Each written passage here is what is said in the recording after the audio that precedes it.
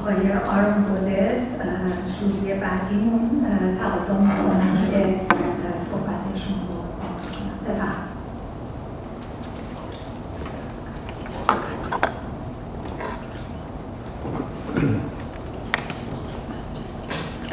Thank you very much. I'm happy to have been able to do something in the context of this project to serve on this jury of where we make some very difficult decisions about who should receive these prizes.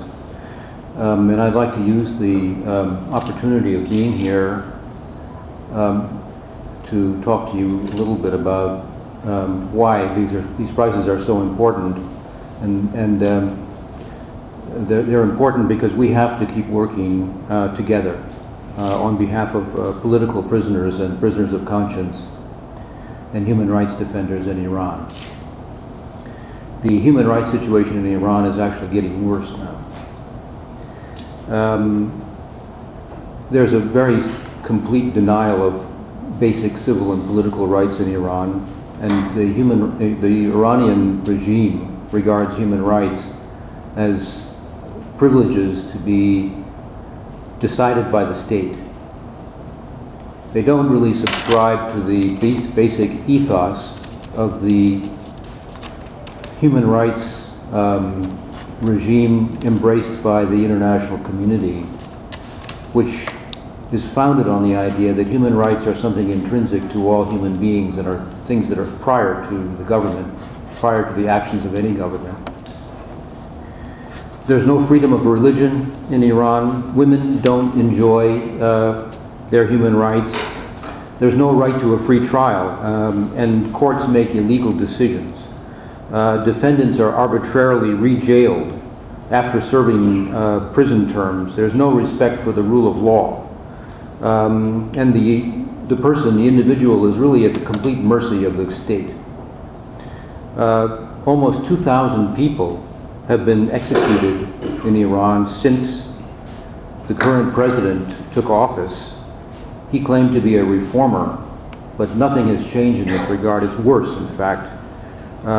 Labor leaders are persecuted. As you may know, Mr. Zamani, a very prominent labor leader in Iran, recently died in jail as a result of not being given medical treatment.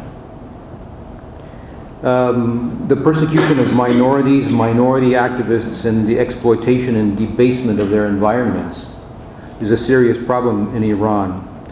But getting to the point of this meeting, over 1,200 people are imprisoned for their political, religious, and human rights ideas and activities. Among them are the people that we are honoring today. And what is shocking about the situation is that the international pressure on Iran is actually diminishing.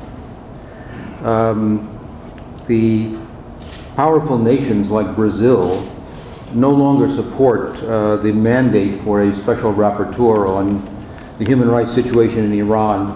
The international community is very anxious to normalize relations with Iran, and in the process they run the risk of abandoning the people of Iran. They are in fact abandoning the jailed, tortured, and persecuted human rights community. Business communities are lining up to work in Iran, but they don't want to hear about the human rights situation there.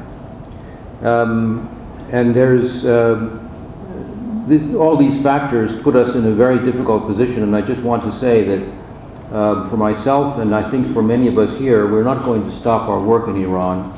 We're not going to stop our effort to defend our brothers and sisters who are struggling to realize their rights and to and the rights of all the citizens of the country. Thank you.